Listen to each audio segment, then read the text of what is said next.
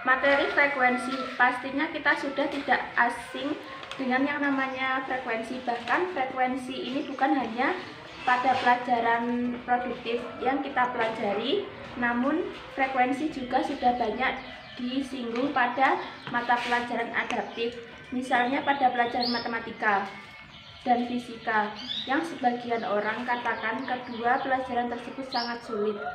Frekuensi adalah banyak siklus yang terjadi dalam satu detik.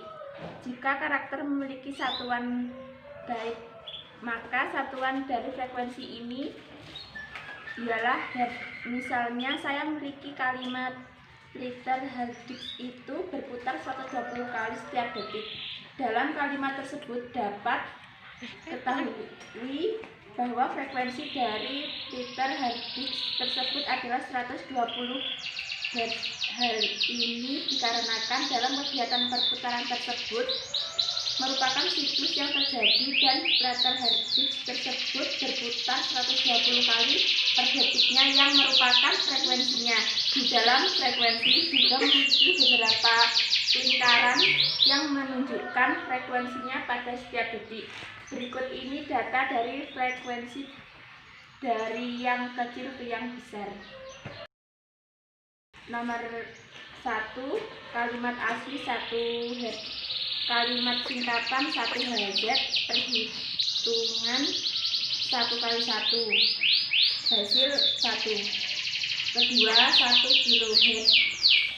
Kalimat singkatan 1 kHz, perhitungan 1 kali 1000, hasil 1000. 3, 1 MHz. Kalimat singkatan 1 MHz, perhitungan 1 kali 1000 kali 1000, hasil 1 juta. Keempat, 1 GHz. Kalimat singkatan 1 GHz, perhitungan 1 kali 1000 kali 1000 kali 1000, hasil 1 M. Kelima, 1 terahertz. Kalimat singkatan 1 THz, perhitungan 1 kali 1000 kali 1000 kali 1000 kali 1000, hasil 1 triliun.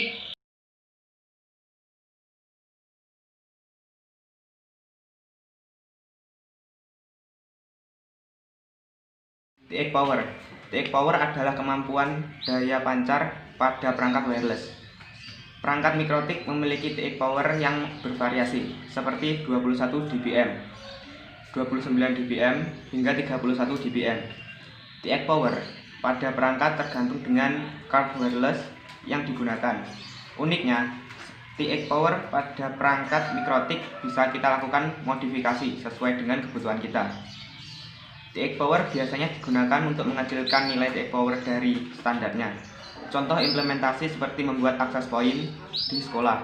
Ada banyak ruangan dan ada banyak akses point, maka dapat kita turunkan TX Power-nya sehingga tidak menyebabkan overlapping, atau bisa digunakan untuk mengecilkan power ketika kita menggunakan perangkat yang memiliki power yang terlalu besar dan digunakan untuk jarak dekat. Sebagai contoh sederhana, terdapat 3 akses point dengan 3 channel yang sama pada sebuah ruangan, dan kita lihat frekuensi pada ruangan saling bersinggungan. Berikut contohnya. Tentunya, jika frekuensi saling bersinggungan antara yang satu dengan yang lain, maka dapat menyebabkan interferensi. Interferensi dapat menyebabkan turunnya throughput wireless dan kualitas CCQ yang jelek, sehingga pertukaran data pada jaringan wireless tersebut menjadi kurang maksimal. Secara default, penggunaan daya pancar TX Power wireless bervariasi tergantung dari seberapa besar data rate yang digunakan. Semakin kecil data rate, maka semakin besar TX Power yang digunakan, dan sebaliknya, semakin besar data rate, maka semakin kecil TX Power yang digunakan. Kita bisa melihat informasi penggunaan data rate dan daya pancar wirelessnya pada tab current TX Power, seperti gambar tersebut. Pada kondisi tersebut, kita bisa menurunkan TX Power dari masing-masing perangkat wirelessnya. Maka, dengan hal itu sinyal wireless yang ditransmisikan tidak saling bersinggungan. Selanjutnya RX sensitivity, sensitivitas atau elektronik.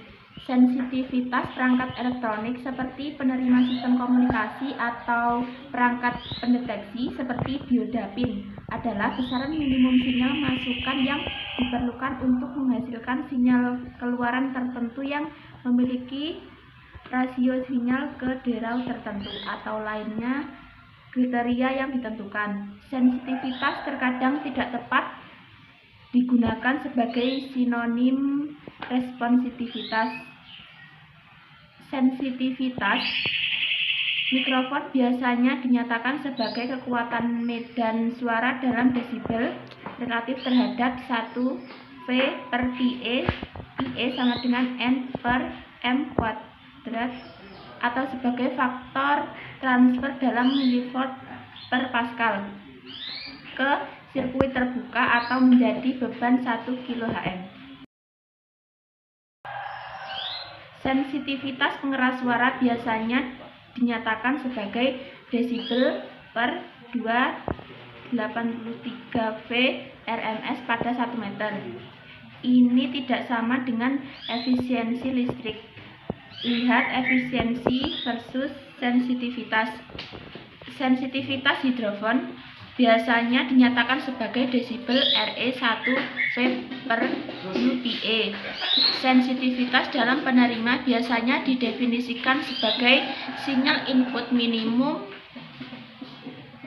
diperlukan untuk menghasilkan rasio sinyal ke noise S per N yang ditentukan pada port output penerima dan didefinisikan sebagai daya noise rata-rata pada port input penerima dikalikan rasio sinyal ke noise minimum yang diperlukan pada output dari penerima.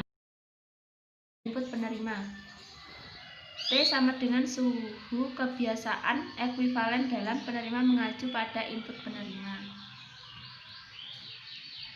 B sama dengan bandwidth SNR yang diperlukan pada keluaran min.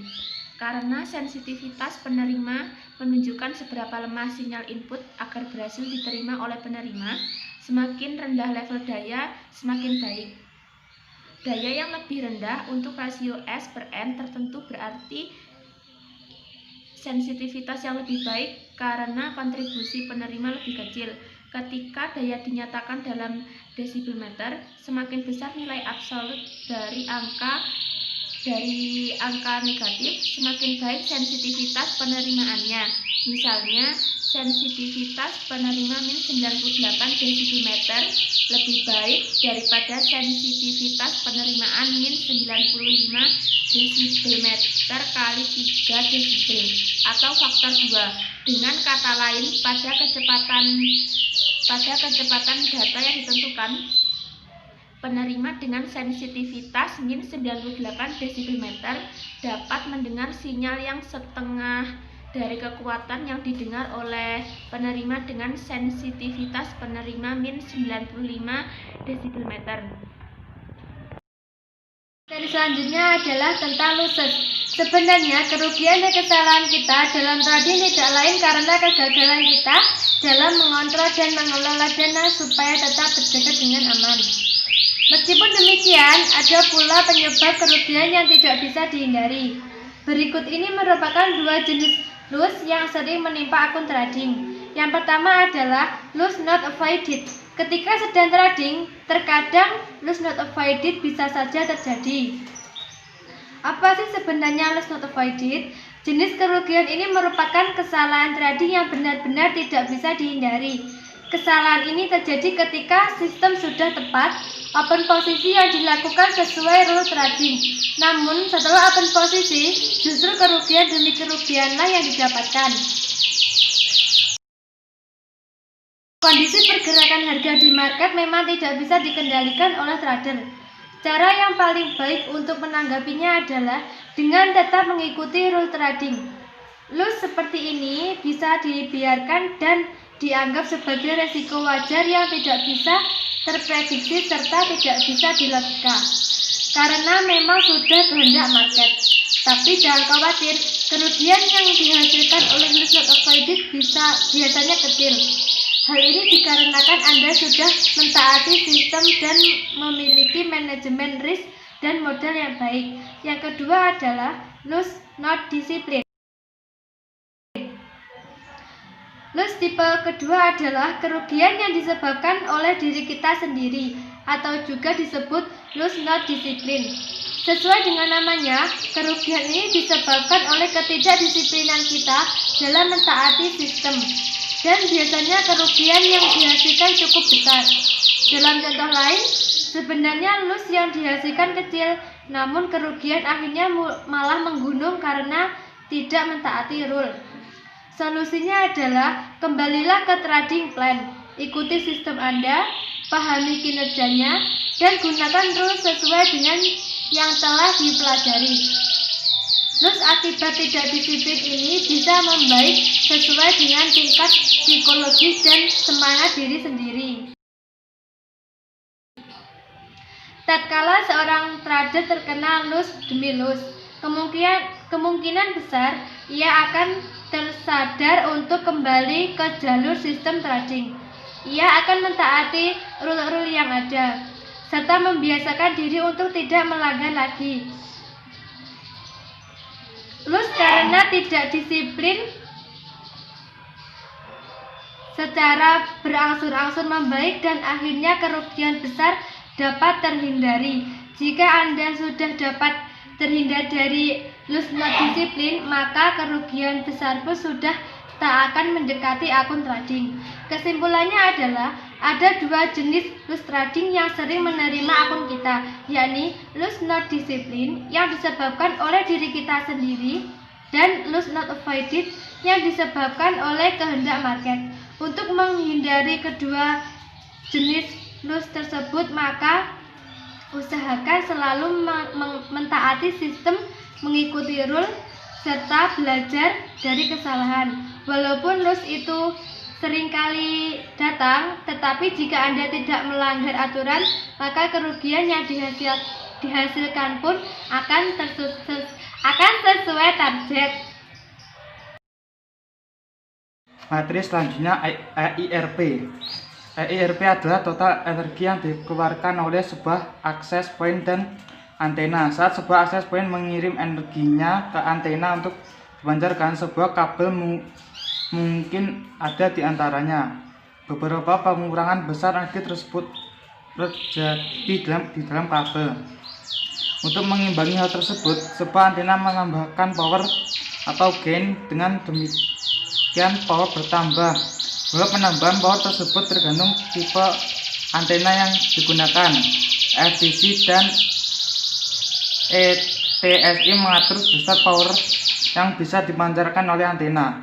EIRP inilah yang digunakan untuk memperkirakan area layanan sebuah alat wireless. Rumus EIRP adalah EIRP sama dengan power output transmitter atau AP kurangi kabel loss tambah antena gain. Apa itu prepaid loss dan kawan-kawannya yang disebut di atas? Berikut penjelasan singkatannya. Prepaid loss model di mana sebuah sinyal yang menjauh sumbernya makin lama akan menghilang. Ilustrasinya seperti saat Anda menjatuhkan batu secara vertikal ke sebuah kolam air. Akan terbentuk gelombang yang menjauh titik batu dijatuhkan dan semakin jauh semakin menghilang. Namun tidak berhenti hanya menghilang, sama halnya seperti sinyal gelombang radio.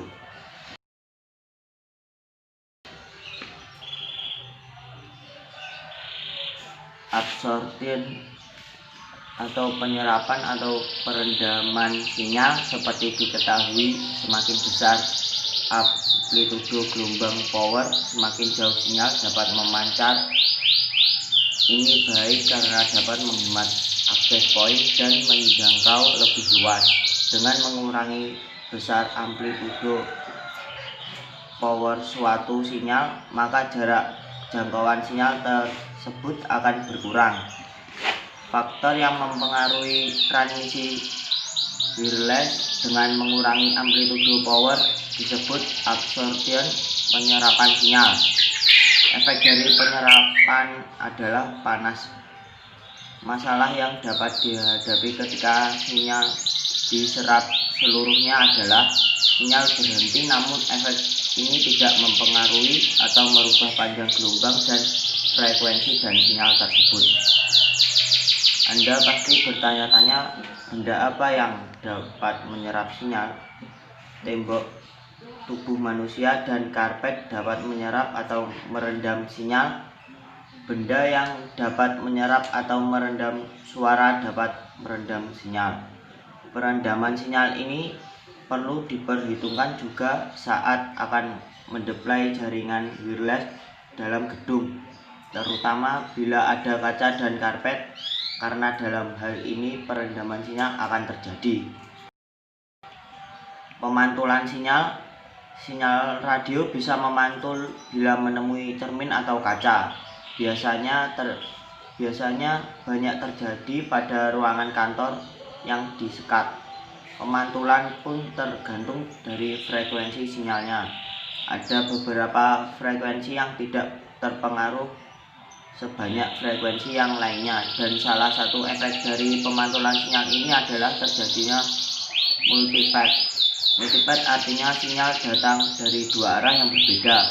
Karakteristiknya adalah penerima kemungkinan menerima sinyal yang sama beberapa kali dari arah yang berbeda. Ini tergantung dari panjang gelombang dan posisi penerima. Karakteristik lainnya adalah multipad dapat menyebabkan sinyal yang nol, artinya saling membatalkan atau dikenal dengan istilah out of phase signal. Pemecahan sinyal atau scattering. Isu dari pemecahan sinyal terjadi saat sinyal dikirim dalam banyak arah. Hal ini dapat disebabkan oleh beberapa objek yang dapat memantulkan sinyal dan ujung yang langit, seperti partikel debu di air dan udara. Ilustrasinya adalah menyinari lampu ke pecahan kaca, cahaya akan dipantulkan ke banyak arah yang menyebar. Dalam skala besar adalah bayangkan saat cuaca hujan. Hujan yang besar mempunyai kemampuan memantulkan sinyal. Oleh karena itu, di saat hujan, sinyal wireless dapat terganggu. Pembelokan sinyal atau refraction adalah perubahan arah atau pembelokan dari sinyal di saat sinyal melewati sesuatu yang beda masanya. Sebagai contoh, sinyal yang melewati segelas air, sinyal ada yang dipantulkan dan ada yang dibelokkan. Loss line of sight. Line of sight artinya suatu kondisi di mana pemancar dapat melihat secara jelas tanpa halangan sebuah penerima. Walaupun terjadi kondisi loss, belum tentu tidak ada gangguan pada jalur tersebut. Dalam hal ini yang harus diperhitungkan adalah penyerapan sinyal, pemantulan sinyal, pemecahan sinyal, bahkan dalam jarak yang lebih jauh bumi menjadi sebuah halangan seperti kontur bumi, gunung, pohon, dan halangan lingkungan lainnya. Line of sight. Dalam transmisi gelombang mikro, kita mengenal istilah loss. Apa itu sebenarnya loss? Loss, line of sight, adalah suatu kondisi di mana antara pengirim TX dengan penerima RX dapat saling melihat tanpa ada penghalang. Loss dipengaruhi oleh faktor-faktor berikut. Pertama, panjang lintasan. Adalah panjang lintasan antara TX dan RX. Kedua, faktor K, faktor penggali jari-jari bumi. Untuk Indonesia, K sama dengan 1,33 atau 4/3. Kontur bumi adalah kondisi di mana permukaan dari bumi yang bisa berupa bukit, lembah, atau lainnya. Daerah Fresnel adalah daerah berupa lintasan elips dalam lintasan proporsi gelombang radio, di mana daerah tersebut dibatasi oleh gelombang tak langsung, indirect signal, dan mempunyai beda panjang lintasan dengan sinyal langsung sebesar kelipatan setengah A atau 2 kali setengah A. Tinggi penghalang tinggi penghalang atau obstacle, yang bisa berupa pohon, gedung, atau bangunan lainnya. Berikut adalah gambar line of sight. Selanjutnya adalah Fresnel zone. Fresnel zone adalah suatu daerah pada suatu lintasan transmisi gelombang mikro yang digambarkan berbentuk elips yang menunjukkan interferensi gelombang RF jika terdapat blocking. Fresnel zone dapat dihitung dengan rumus berikut. R sama dengan 72,6 dikali SQRT atau D per 4F, di mana R adalah Fresnel zone dalam satuan feet, D adalah jarak dalam satuan miles, F adalah frekuensi dalam satuan GHz, atau jika D dalam kilometer dan R dalam meter dapat dirumuskan sebagai berikut. R sama dengan 17,32 dikali SQRT atau D per 4F. Pada Fresnel zone tidak boleh adanya gangguan sinyal transmisi, karena ini akan mengakibatkan refraksi, difraksi, dan refleksi yang pada akhirnya akan melemahkan sinyal yang diterima oleh RX. Fresnel zone dibuat beberapa tingkat, yang mana untuk tingkat 1 benar-benar tidak boleh adanya obstacle. Suatu sinyal transmisi secara konsensus dikatakan baik jika 60% ditambah 3M dari Fresnel zone tidak ada penghalang. Contoh perhitungan Fresnel zone sebagai berikut. Misal, suatu TX dengan frekuensi transmisi TS T5 GHz dan jarak TX dikurangi RX 2 km, maka Fresnel zone dapat dihitung sebagai berikut. R sama dengan 17,32 dikali SQRT atau D per 4F sama dengan 17,32 dikali SQRT atau 2 per 4 dikali 15 sama dengan 3132